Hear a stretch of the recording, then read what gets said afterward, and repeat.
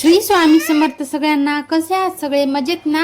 आज आपला चौथा व्लॉग आहे आणि सगळ्यात आधी माझ्या पहिल्या व्लॉगला 500 व्ह्यूज देण्याबद्दल तुम्हा सर्वांचे मनापासून खूप खूप धन्यवाद. तुमचा सपोर्ट असाच पुढेही राहू द्या. तर मंडळी, आज काय झालंय माहितीये का? आज बाहेर अजिबातच पाऊस नाहीये, त्यामुळे आशु आणि चिवताई एकदम खुश झालेत. पहा, ते दोघे बाहेर खेळायला आणि मस्ती करायला निघालेत.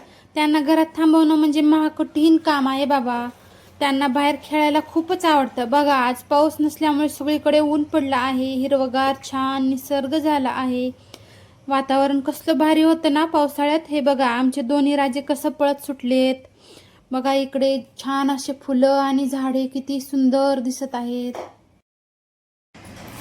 बघा, आमची चिवताई किती फ्रेश वाटत आहे. बाहेर असं त्यांना फिरायला भेटलं की एकदम असं मन खुश होऊन जातं त्यांचं. बघा, आमची चिवताई कशी पुढे पुढे हवेशीर पळत आहे. आशु दादा तिला धरत आहे. त्यांना म्हटलं मी, अरे खेळू, हळू खेळा, पण त्यांना सांगून काही फायदा नाही. मुलांचं कसं असतं माहिती आहे का? घरात असलं की घर डोक्यावर घेतात आणि बाहेर असलं की गल्ली डोक्यावर घेतात.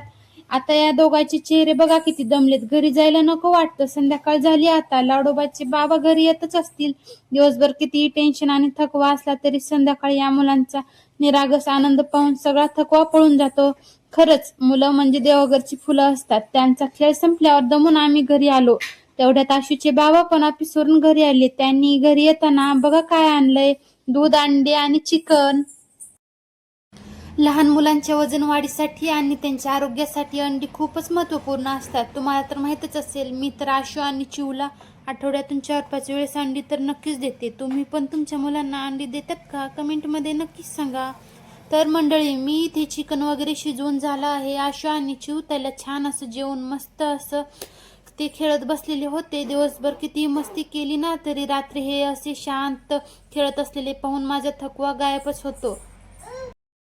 सगळ्यांचे जेवण तर झाले, पण माझं काम अजून बाकी आहे बाबा. किचन आवरणं, भांडी घासणं, किचन ओटा साफ करणे, सगळी भांडी घासून ठेवणे, हे काम उरकल्याशिवाय मला रात्री शांत झोप येतच नाही.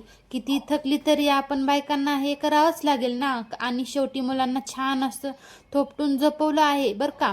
या दोघांना झोपवलं की माझा पण असा थकवा कमी होऊन जातो. तर मंडळी, आजचा माझा व्लॉग कसा वाटला ते नक्कीच कमेंट करून सांगा आणि आवडला असेल तर नक्कीच लाईक करा. Shri Swami Samarth. Bye bye friends.